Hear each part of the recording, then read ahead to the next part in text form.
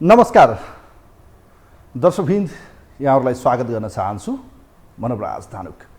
यो हो टेलिभिजनको यो विशेष कार्यक्रम न्युज एन्ड भ्युजमा हामी डेली न्युजको बारेमा पोस्टमर्टम अर्थात् एनालाइसिस गर्ने प्रयास कार्यक्रममा गर्दै आएका छौँ। विशेष त आज पनि एउटा न्युज जुन विषय पछिल्लो समय बडो चर्चाको विषय रह्यो र खास गरी सरकार गठनको झन्डै 11 महिनाको यो फेरिलाई फर्केर हेर्ने भने उतार चढावको बीचबाट यो सत्ता गठबन्धन र कामभन्दा बढी चर्चा र चर्चाभन्दा बढी चाहिँ यिनका फुर्सिदिला समय यिनले व्यतीत गरे श्री भत्ता र झन्डा हल्लाउने गाडीहरू भने बडो मस्तले कुदाए र यसको एउटा ऐचो पैचो भनिन्छ नि आलो पालोमा चाहिँ एकीकृत समाजवादी पार्टी यतिखेर बडो नराम्रो घनचक्कर एक किसिमको गोलबद्ध रूपमा चाहिँ चक्रव्यूहमा फसेको छ। यो पार्टी सम्भवतः लाग्छ यो पार्टी लगभग फुटको सङ्घारमा देखिएको छ। कारण हो प्रेम आले, रामकुमारी झाँक्री, किसान श्रेष्ठ र चाहिँ विरोध खतिवडा यतिखेर सरकारको मन्त्री हुनुहुन्छ। उहाँहरू मन्त्रीबाट फिर्ता गर्नुभयो भने 11 जना सांसद 10-11 जना सांसदलाई लिखित रूपमा हस्ताक्षर बुझाउँदै तपाईहरुले फिर्ता बोलाउनु भयो, पार्टी फुटाइदिन्छु। यो अवस्थाको धम्कीपूर्ण अभिव्यक्तिले यतिखेर एकीकृत समाजवादी पार्टी वारकी पार do and die Madhav Kumar Nepal इतिहासकै सबैभन्दा सकसपूर्ण अवस्थामा पार्टी रहने या पार्टी सिद्धिने अवस्थामा हुनुहुन्छ उहाँ। यी सबै एनालाइसिस हुन्। यसको एउटा मात्रै सूत्र के छ अहिले बच्ने भने प्रेम आले, किसान श्रेष्ठ, रामकुमारी झाँक्री र चाहिँ विरोध खतिवडा सरकारबाट फिर्ता भएनन् त उहाँहरूका निम्ति यो पार्टी बच्न सक्छ। सरकार पनि बच्छ, गठबन्धन पनि बच्ने देखिन्छ। फिर्ता भयो कि सोच्नुहोस् पार्टी फुट्यो। यस्तो परिस्थितिमा यदि अर्का जो चाहिँ 5 जना मान्छे, जो 4 जना नयाँ अनुहार, 1 जना राज्य मन्त्रीलाई फुल गर्ने कुरा, 4 जना मन्त्रीको नाम जसरी सिफारिस गरियो, दाउरा सुरुवाल सिलाएर चिटिक्क परेर शपथ लिनका निम्ति रेडी भएका ती व्यक्तिहरू जीवन श्रेष्ठ, त्यसैगरी भनौँ न शेरबहादुर कुँवर, त्यसैगरी चाहिँ मेटमणि चौधरी, भवानी खापुङ, यी व्यक्तिहरू र त्यसैगरी हरि केसी, यी अब हिराकेसी, यी जो व्यक्तिहरू छन्, यी व्यक्तिहरूले यतिखेर भने पार्टीभित्र मन्त्री नबनाए हाम्रो अपमान भयो, हामीलाई चाहिँ त्यत्तिकै उचाल्ने भनिरहँदा पार्टी यतिखेर बडो सकसपूर्ण अवस्थामा छ। क्याल्कुलेसन गर्ने हो भने शेरबहादुर देउवा यतिखेर अल्पमतमा पर्ने लगभग देखिएको छ। र मलाई जहाँसम्म एनालाइसिस गर्ने भने केपी शर्मा ओलीले कुनै टेलिभिजनको अन्तर्वार्ता भन्नुभएको थियो असार 17 गते यो गठबन्धन फुट्छ र उहाँलाई ज्योतिष हेराउन आग्रह गर्नुभएको थियो। शेरबहादुर देउवाजीले अब ज्योतिष हेराउन 7 दिन बाँकी छ।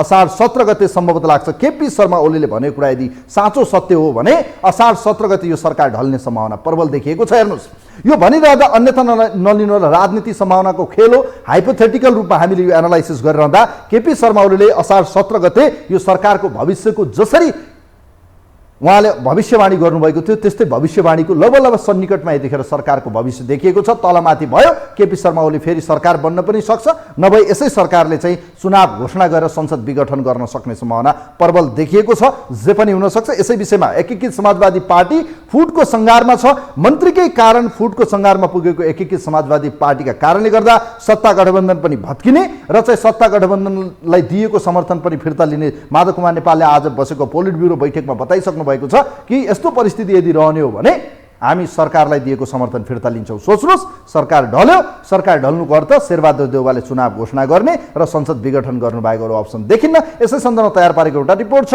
मन्त्रीकै कारण एकीकृत समाजवादी पार्टी फुटको सङ्घारमा छ। कहीँ कतै असारको 17 गते यो पार्टी नफुटोस्। यसै विषयमा हामीले तयार पारेको एउटा रिपोर्ट छ। यो रिपोर्ट हेरौँ।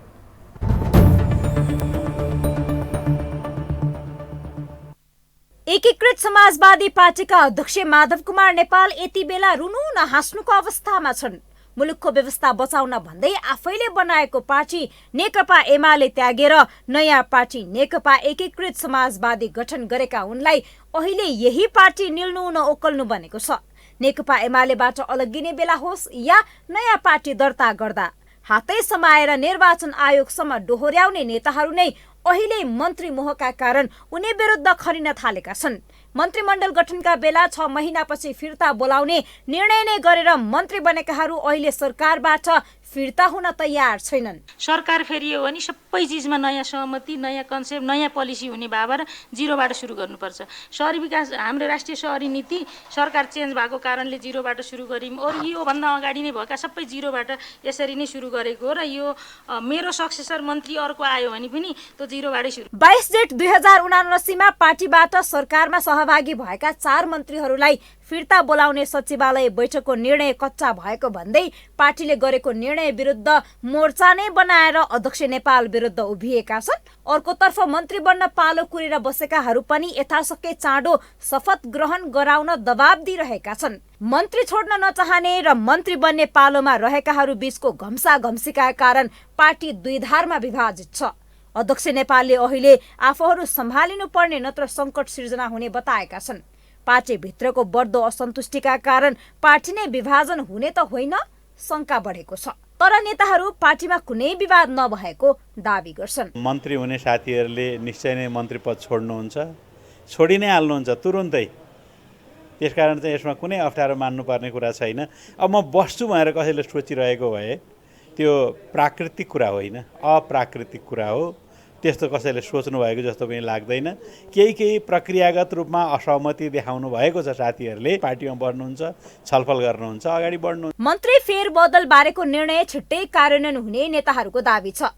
मन्त्री हेरफेरको विषय पार्टीमा सर्वसम्मत निर्णय भएको नेताहरूको दावी छ। सचिवालयले गरेको निर्णय स्थायी कमिटीमा प्रस्तुत भएको थियो।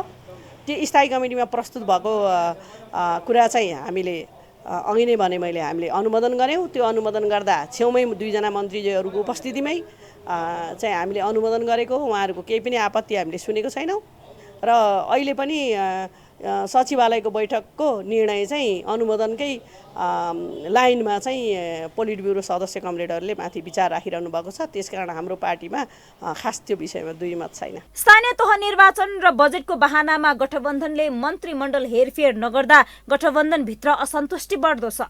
प्रधानमन्त्री शेरबहादुर देउवाले मन्त्रीमण्डल हेरफेरमा ढिलाइ गर्दा गठबन्धन र नेकपा एकीकृत समाजवादी बीचको दूरी बढिरहेको छ।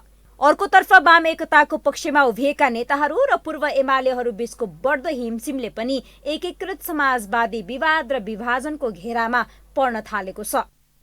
एमाले अध्यक्ष केपी शर्मा ओलीदेखि कांग्रेस सभापति शेरबहादुर देउवासम्मलाई प्रधानमन्त्री बनाएका माओवादी अध्यक्ष प्रचण्डले अन्ततः आफै प्रधानमन्त्री हुने रहर सार्वजनिक गरे। पटक पटक अरूलाई प्रधानमन्त्री बनाएर रहर दबाइरहेका प्रचण्डले गठबन्धनभित्र कचिङ्गल मच्चिरहेका बेला शुक्रबार फ्याट्ट कुरा फुस्क्याएका हुन्। अर्को पटक देशको नेतृत्व गर्ने मौका मैले पाउने हो भने सम्पूर्ण रूपले देशमा यी देखा परेका तमाम विसङ्गतिहरूमाथि प्रहार गर्दै एउटा नयाँ युगतिर देश लैजानुपर्छ भन्ने सपना त मेरो मनभित्र छ। किनकि मेरै नेतृत्वमा हजारौं नेपालीहरूको बलिदान भएको छ यो परिवर्तन ल्याउनको निम्ति। आफैले सत्तामा पुर्याएका ओलीलाई आफ्नै बलमा निकालेर देउबालाई कुर्सी थमाएका प्रचण्ड किङ मेकरबाट किङ बन्न खोजिरहेका छन्। तर उनको आफ्नै पार्टी आन्तरिक सङ्कटबाट गुज्रिरहेको छ। संसदीय निर्वाचन मुखमै रहेका बेला पार्टीभित्रको एक पंक्ति एमालेसँग वाम एकताको सपना देखिरहेको छ।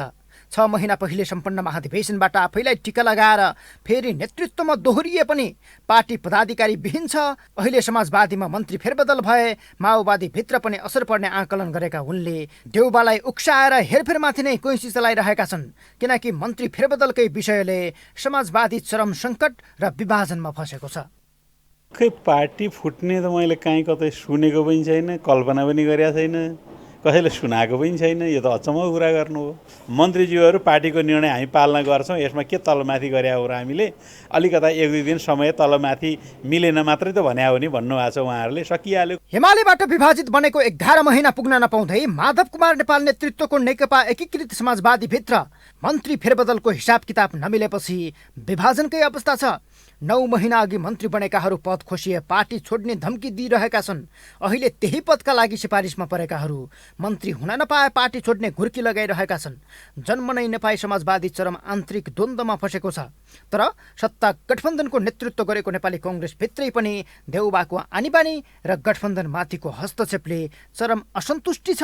महाधिवेशनपछि पार्टी एक ढिक्का रहेको र रूपान्तरण भएको दाबी गरिए पनि अहिलेसम्म कुनै विभाग गठन भएका छैनन्। युवा पुस्ताका महामन्त्रीद्वय देउबाकै पेलानले उठ्नै नसक्ने गरी थिचिएका छन्। जनता समाजवादी पार्टी जसपामा समेत अध्यक्ष उपेन्द्र यादव र सङ्घीय परिषद अध्यक्ष डाक्टर बाबुराम भट्टराई बीच सम्बन्ध विच्छेदको रस्साकस्सी चलिरहेको छ। यसै पनि अस्तित्वहीन जस्तै बनेर गठबन्धनभित्रै रहेको राष्ट्रिय जनमोर्चा खोज्नुपर्ने अवस्थामा छ। समग्रमा देशको लोकतन्त्र र संविधान रक्षाका लागि भन्दै बनेको गठबन्धन शीर्ष नेताको हानथाप र पार्टीभित्रकै कचिङ्गलले दुर्गन्धित बनेको छ। हरेक पार्टीमा समस्या छ हेर्नुहोस् होइन। नेकपा एमाले फुटेर चिराचिरा भइगयो। हरेक पार्टीभित्र आज जसपा फुट्ने कन्डिसनमा छ। आज नेकपा यसभित्र अस्ति बनाए पार्टीभित्र यत्रो समस्या उत्पन्न भएको छ। हरेक पार्टीभित्र समस्या छ र नेपाली काङ्ग्रेसलाई एकीकृत बनाएर एकताबद्ध बनाएर तपाईँलाई चाहिँ के छ भने यो सरकारलाई पनि सञ्चालन गरेर चाहिँ सहजतापूर्ण ढङ्गले आउने निर्वाचन सम्पन्न गराउनु यो सरकारको दायित्व। सत्ता घटक दलहरूभित्र देखिएका प्राकम्पले भयङ्कर भुइँचालोको सङ्केत गरेका छन्। एकातर्फ संसदीय निर्वाचनको मुखमा दलहरू छन्, अर्कोतर्फ वाम एकताको चर्चा र सम्भावनाले राजनैतिक वृत्त तातिएको छ। एमाले अध्यक्ष ओलीले गठबन्धनमाथि गडबड गर्ने असार 17 को डेडलाइन दिएका थिए। दलहरूका आन्तरिक तनावले त्यसलाई थप मलजल गरेका छन्। फलत 5 दलीय गठबन्धन अझै सग्लो रहने वा बीचमै जुइना फुस्किने दुई सम्भावना प्रबल बनेका छन्।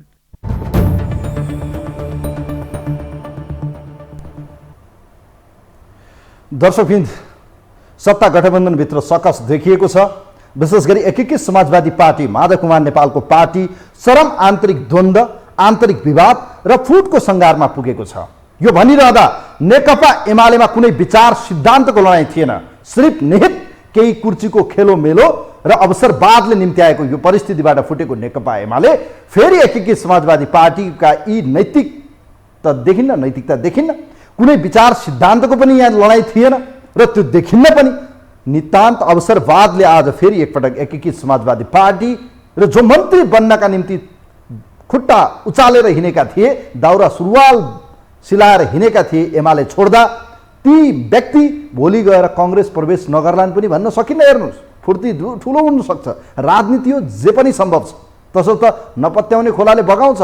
केही दिन पहिले, 2 साता पहिले मन्त्रीमण्डल हेरफेरका निम्ति सिफारिस गरिएका व्यक्तिहरूको नाम पुग्दा नपुग्दै बालुवाटार र खुमलटार पुगेर चाहिँ सबै कुराहरूको सल्टाउने सक्ने व्यक्तित्व र त्यो ल्याकत भएका व्यक्तिहरू अहिले पनि हेर्ने हो भने अवसरका निम्ति, मन्त्रीका निम्ति जे पनि गर्न सक्छन्। र यो पछिल्लो नेपाली राजनीतिको यो दृष्टान्त एउटा तितो यथार्थ घटनाक्रम हो, जुन नेपालमा नीति सिद्धान्त विचार सबै मर्यो।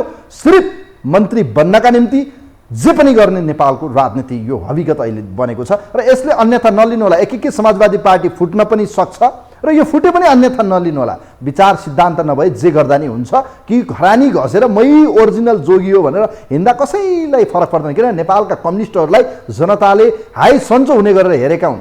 3.5 वर्ष बडो मजाले हेरे। यिनीबाट पार लाग्दैन है, यी चाहिँ झुट्दैनन्, यी फुट्छन् भन्ने कुरा देखेको छ। अझ पनि फुट्न सक्छ। नेपालका कम्युनिस्टहरू टुटफुटको राजनीति हुँदै गरेको छ। कोही हुनुहुन्छ हाम्रो लाइनमा? हेलो हेलो हेलो, नमस्ते, यहाँलाई स्वागत छ कार्यक्रममा। नमस्ते, हजुरलाई पनि। अब एकीकृत समाजवादी पार्टी लगभग फुटको डिलमै छ। के लाग्छ तपाईँलाई? सत्ता गठबन्धन कुर्चीको मोहले चाहिँ एकीकृत समाजवादी पार्टी फेरि फुट्दैन? होइन, के लाग्छ भन्दा पनि यिनीहरू फुटे पनि टुटे पनि केही फरक पर्दैन। मलाई त्यो ठुलो चिन्ताको विषय भएन। मेन विषय भयो, राष्ट्रको विषय भयो। पहिले राष्ट्र रहनु पर्यो र सुरक्षित हुनु पर्यो, विषय त्यो। तर अहिले तपाईँले त्यो भन्नुभयो नि, अब प्रचण्डलाई उहाँ सत्ता चाहियो। प्रचण्ड सत्ता नभइकन शासन आँटेको छ प्रचण्डलाई। यी सत्ता बेगर, भत्ता बेगर रहँदैनन्। तपाईँकै मिडियाबाट मैले आज हेरिरहेको छु। अब गभर्नरले बजेट पैसा छैन, देश टाक पल्टिसक्यो, अब ऊ चाहिँ श्रीलङ्का हुन्छ भन्दैछन्। अनि यो गभर्नर बनाउँदाले अहिलेसम्मको पैसा कहाँ लगे? अनि अस्ति त्यत्रो वर्ल्ड ब्याङ्क कुन ब्याङ्कबाट अरबौँ खरबौँ आएको पैसा कहाँ गयो? शेयर बजारको 50औं लाख मान्छेको पैसा कहाँ गयो, कहाँ लुकाएको छ, कसका खल्तीमा छ, यो खोज्नु पर्यो। देश साथ पल्टाउने को हुन् भन्दाखेरि गभर्नर, अर्थमन्त्री हुन्, अनि यी पार्टीका नेता हुन्। यो पैसा कहाँ छ खोजी गर्नु पर्यो र यिनीहरू देश त्रास पल्टाएर भाग्नु बेर छैन। मैले तपाईँको माध्यम मार्फत आज मैले यो भन्न पनि म चाहन्छु, किन भन्दाखेरि देश यिनीहरूले चाहिँ सङ्कटमा पुर्याएर श्रीलङ्काको स्थितिमा पुर्याउँदैछन्। श्रीलङ्कामा कसरी भाटा खाँदैछन् नेता मन्त्रीले, अनि यिनीहरूका घरमा आगो कसरी जल्दैछ, यो यिनीहरूले सोचेको छ कि छैन, विचारेको छ कि छैन। त्यो कारणले अब प्रत्येक नेतालाई बाहिर जान प्रतिबन्ध लाउनु पर्छ है। तपाईँहरू मिडियाले सचेत रहनुहोस् है। अब एउटा कुरा के छ भने देशको आमूल परिवर्तनका निम्ति आन्दोलन नभइकन परिवर्तन हुँदैन। ब्यालेट बक्सबाट नेपालमा परिवर्तन हुँदैन, यो लेखेर राख्नुहोस् है तपाईँहरू, यो हुँदैन। किनभने अहिलेकै राजनीतिक दलहरूको हालिमुहाली र यिनकै चाहिँ समानुपातिक भोटले परिवर्तन हुँदैन, गठजोड हुन्छ। परिवर्तन गर्ने हो भने आन्दोलन हुनुपर्छ, एउटा विषय। दोस्रो विषय, अहिलेको सत्ता गठबन्धन तलमाथि भयो भने संसद विघटन भएर देश चुनावमा जाने सम्भावना प्रबल देखिएको छ। के लाग्छ तपाईँको एनालाइसिस? अरू कुरा छोड्नु होला, एनालाइसिस गर्नु होला। फेरि एकपल्ट केपी ओली प्रधानमन्त्री हुने सम्भावना देख्नुहुन्छ, या सत्ता गठबन्धन बस्ला, या एकीकृत समाजवादी पार्टी अर्थात् माधव नेपालको पार्टी फुट्ला र इतिहासकै सबैभन्दा कमजोर पार्टी एकीकृत समाजवादी पार्टी बन्ला? के लाग्छ? होइन अब केपी हुन पनि सक्छन्। यहाँ अब खेल तपाईँको चाहिँ अब युरोपियनको, अब अमेरिकाको, चाइनाको छ। यिनीहरू जुन बेला त्यो फुट्न सक्छन्, यिनीहरूको भरोसा छैन। तर यिनीहरू, मैले भने नि, यिनीहरू फुटेर केही हुँदैन। मेरो राष्ट्र सुरक्षित हुनु पर्यो, मेरो राष्ट्रको ढिकुटी सञ्चित जनताको सम्पत्ति सुरक्षित हुनु पर्यो। त्यो सम्पत्ति कहाँ गएको छ खोजी हुनु पर्यो र कानुनको दायरामा यिनीहरूलाई ल्याउनु पर्यो। यिनीहरूलाई पक्राउ गर्नुपर्छ। राष्ट्रलाई अहिलेसम्म चाहिँ तपाईँ के गरे त यिनीहरूले बिना बित्थामा सुविधा खाने, प्रत्येकले भागबन्द खाएको पार्टीले, नेताले भागबन्द गरेर सुविधा खाने अनि राष्ट्र चाप पल्टाउन पाउँछन्। यिनीहरूलाई चारपट्टिबाट घेरा बाँध्नुपर्छ र जनता उठ्नलाई मैले अपिल पनि गर्छु। अब चारैपट्टिबाट यिनीहरूलाई घेराबन्दी गर्नुपर्छ। अब यिनीहरू भाग्छन् है। राष्ट्रलाई चास पल्टाइसकेपछि अब यिनीहरू नेपालमा बस्दैनन्। जनताले मार्छ भन्छन् र यिनीहरू भाग्न अब सुरु गर्छन्। अहिलेसम्मको पैसा कहाँ गयो? जनताले रेमिटेन्स पैसा कहाँ गयो? बाहिर विदेशबाट त्यत्रो चाहिँ वर्ल्ड ब्याङ्कबाट यिनीहरूले ल्याएको पैसा कहाँ गयो? 50 लाख जनताले चाहिँ सेयर हालेको पैसा कहाँ गयो? ब्याङ्कहरू किन चास पल्टे? यिनीहरूलाई पक्राउ गर्नु पर्यो इमिडिएटली। सुरक्षाकर्मीले, पुलिस के हेर्छ, सशस्त्र के हेर्छ, जनपद के हेर्छ, सेनाले के हेर्छ? खबरदार, कुनै पनि व्यक्तिले राष्ट्रलाई चास पल्टेर भाग्न पाउँदैन। अब यो त फेरि यो त के छ नेताजी भने मैले अघि नै भने नि त, यो त के हुन्छ भने हामीले भनेर मात्रै हुँदैन। जनता सडकमा आउनु पर्यो, आन्दोलन गर्नु पर्यो। आन्दोलनको जगमा मात्रै परिवर्तन हुन्छ, यो हावा कुरा गरेर परिवर्तन हुँदैन। हेर्नुहोस्, जनता जुन दिन सडकमा आउँछ, आँधी बेरी जुन दिन आउँछ, त्यो दिन मात्रै कल्पना गर्नुहोस्, त्यो दिन हुन्छ है। भइसक्यो, मैले त तपाईँकै मिडियामा बारम्बार भनिरहेको छु त, पर्ला जनता सडकमा आऊ भनिरहेको छु त। यो संहिता टोटली खारेज गर्नुपर्छ। अब यो संहिता यस्ता केही पनि राख्नु हुँदैन।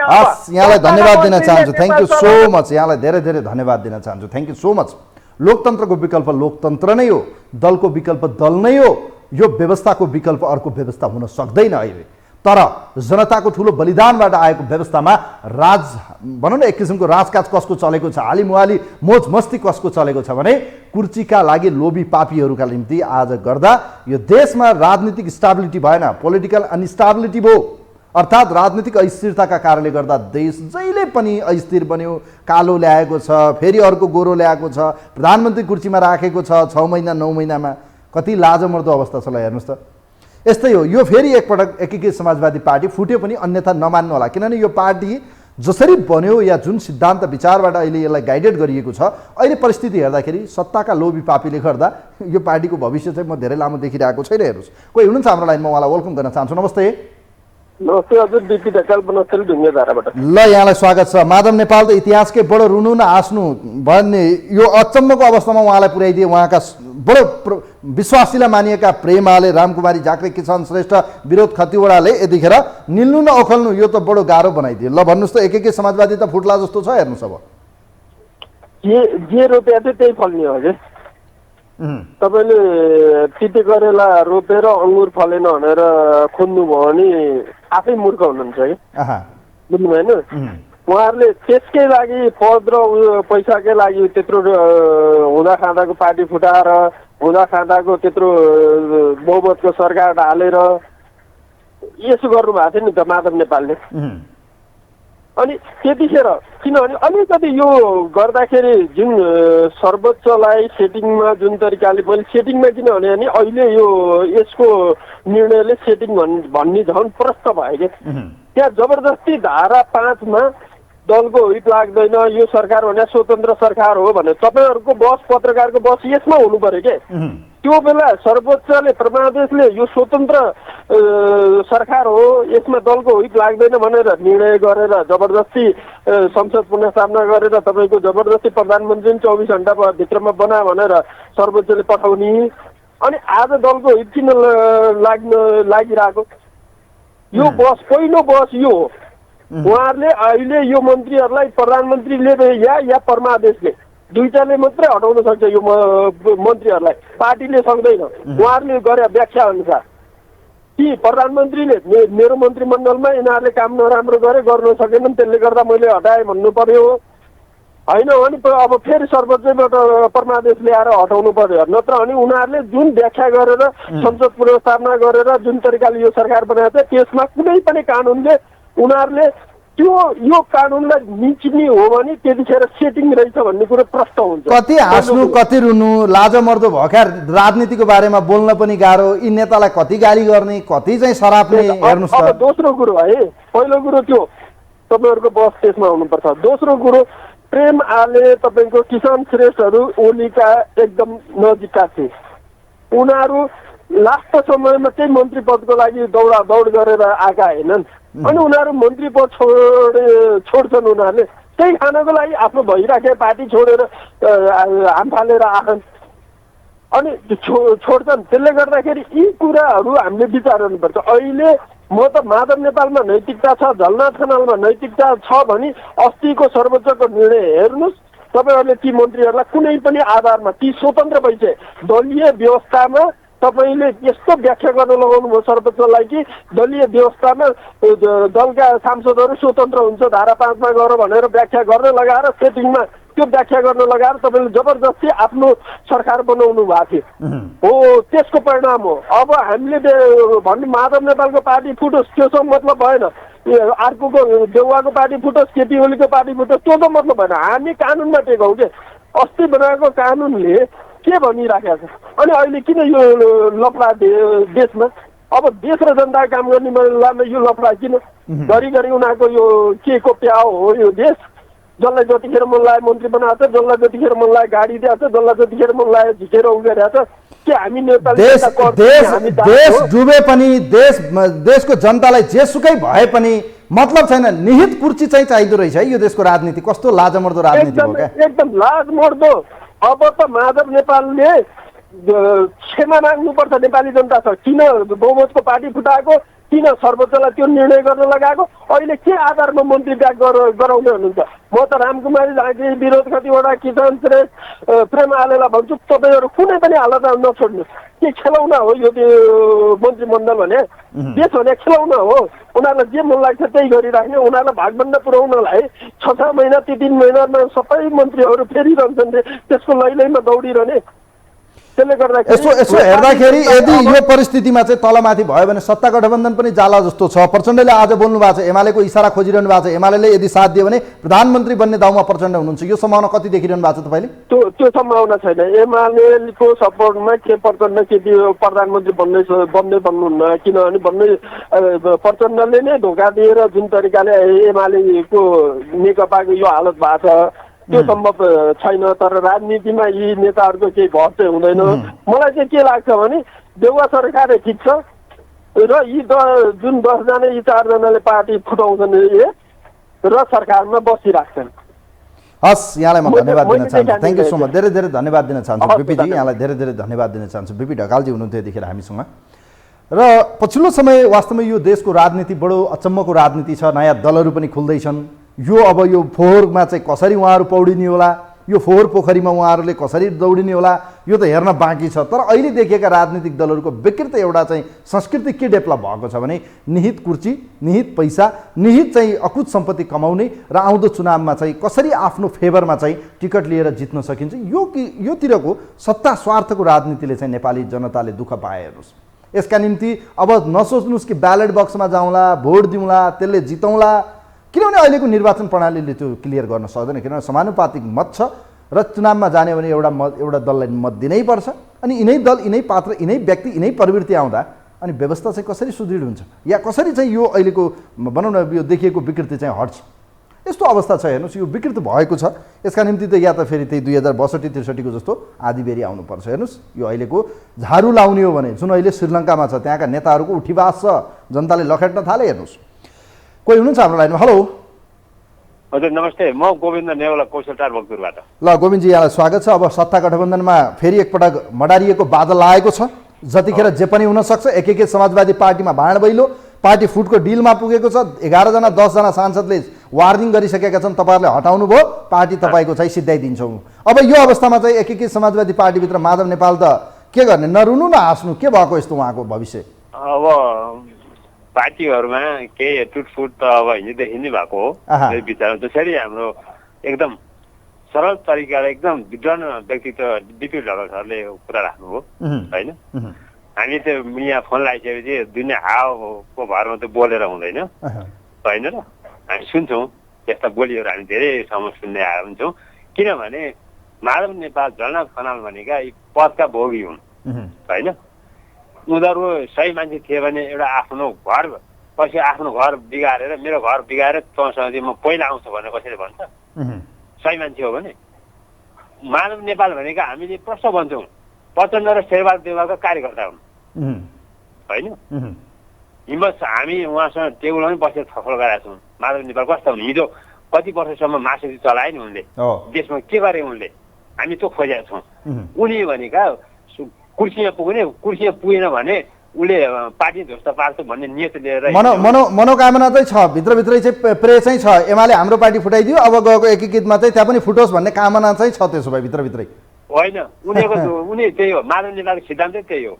देशमा माधव नेपालको भविष्य छैन, प्रचण्डको छैन, झलनाथको छैन कि हिम्मतको साथ हामी भन्छौँ कि छ। तर प्रचण्डले आज भन्नुभयो नि त, एमालेको सिग्नल खोजिरहनु भएको छ उहाँले, म प्रधानमन्त्री बन्न चाहन्छु भनेर भन्नुभयो नि त उहाँले। अब फेरि यस्ता व्यक्तिलाई एमालेमा भित्राउँछन् भने हामी केपी ओलीको विरुद्धमा हामी लाग्छौँ।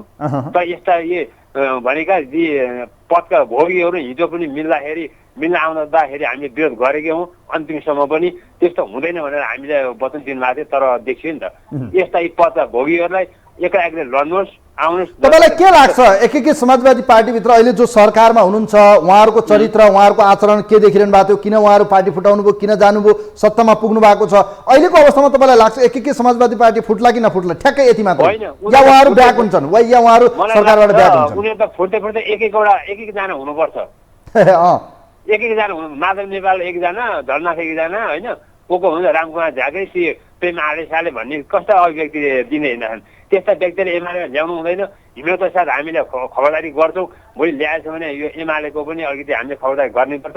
निष्पक्ष नेपाली जनताको पार्टी भनेको एमाले हो। केपी ओली नेतृत्वको उसमा चाहिँ यहाँ सुन्दाखेरि फेरि अरूले टाउको दुखाउनु पर्दैन, किन सही नेपालमा एमालेको नेतृत्वमा सरकार हुनुपर्छ। जनताको भावना अनुसार काम गर्ने एमाले, वृद्धादेखि लिएर काम गर्ने एमाले हो। त्यसले गर्दा एमाले प्रति जनताको भावना छ। हिम्मत छ भने एक्लै लड्न आउने चुनावमा। अब चुनाव टाढा छैन, नआत्तिउँ, अहिले आइहाल्छ। स्थानीय तहको चुनाव तपाईँले देखिसक्नुभयो, अझै आउँदैछ, नजिक छ, 4 महिना 6 महिनामा आइहाल्छ। व्यक्तिहरू अहिले आएका छन् स्वतन्त्र पार्टी भने त्यस्ता व्यक्ति हिजो विदेशमा खेतीका व्यक्ति पनि हुन्, तिनीहरूको केही भर हुँदैन। त्यसले गर्दा एउटा भरमा हिँड्नुपर्छ भन्ने मेरो विचार हो। हस्, थ्याङ्क यू सो मच, धेरै धेरै धन्यवाद दिन चाहन्छु। Thank you so much. छोटोमा 2वटा विचार लिने प्रयास हामी गर्दैछौँ। कार्यक्रमको लगभग अन्तिमको 5-7 मिनट हामीसँग बाँकी छ। विशेष गरी सत्ता गठबन्धनभित्र फेरि एकपटक चाहिँ किचलो आएको छ। अलिकति चाहिँ सकसपूर्ण अवस्थाबाट प्रधानमन्त्री शेरबहादुर देउवा अगाडि बढिरहनु भएको छ। उहाँका निम्ति पनि बडो सकस बनेको छ। माधव कुमार नेपालको निर्णय मानौँ, यतापट्टि प्रेमाले, किसान श्रेष्ठ रामकुमारी झाँक्रीको पनि अर्को डर छ, उहाँहरूले चाहिँ 10-12 जना लिएर हिँड्ने बित्तिकै सरकार अल्पमतमा पर्ला। किनभने लोसपा सरकारभन्दा बाहिर छ, उसलाई सरकारमा ल्याउनु पर्यो, फेरि गाह्रो छ, अलिकति मिलाउन सकस छ। अनि यतापट्टि गएर तपाईँको माधव कुमार नेपालको निर्णय नमान्ने हो भने अनि पार्टीभित्रका चाहिँ अन्य व्यक्तिहरू पनि छन् जो चाहिँ अहिले दाउरा सुरुवाल सिलाएर कुर्सीमा जानका निम्ति रेडी भएर बस्नुभएको छ। अब यस्तो अवस्थाबाट त यो त गाह्रो बनाइदिनुहोस्, सत्ता गठबन्धन रहने कि नरहने। एउटा अप्सन चाहिँ के छ भने प्रधानमन्त्री संसद डेजुलेसन गरेर चाहिँ चुनावमा हान्न सक्ने उहाँसँग अप्सन चाहिँ देख्छु है मैले फेरि अहिले। यदि किनभने यो जुन संविधानको धारा 76 को 5 अन्तर्गत बनेको यो सरकार हो, यससँग अप्सन छ कि यसले चाहिँ संसदलाई चाहिँ भङ्ग गरेर चुनावमा लग्न सक्छ। तर यो हाइपोथेटिकल, यो भनेको एनालाइसिस मात्रै हो, यस्तै गर्नुपर्छ भन्ने चाहिँ होइन है। फेरि कोही हुनुहुन्छ हाम्रो लाइनमा? हेलो हजुर नमस्कार। ल ज्ञानप्रसादजी यहाँलाई स्वागत छ। नेपालका कम्युनिस्टहरू टुटफुट हुँदा हुँदै सिद्धिन थाले, अब अझ एकचोटि फेरि एकीकृत समाजवादी पार्टी पनि लब एउटा सङ्कटको घडीमा अलिकति कालो मडारिएको बादल घुमिरहेको छ तिनको आकाशमा, तिनको टाउकोमा। यो के लाग्छ, मन्त्रीकै लागि चाहिँ एकीकृत समाजवादी पार्टी फुट्ला कि नफुट्ला, या उहाँहरू ब्याक हुनुहोला र नयाँ मन्त्री सरकारमा जालान्, के लाग्छ तपाईँलाई? अब पहिलो कुरो यो समाजवादी पार्टी बन्यो किन भन्ने कुरो प्रश्न आउँछ।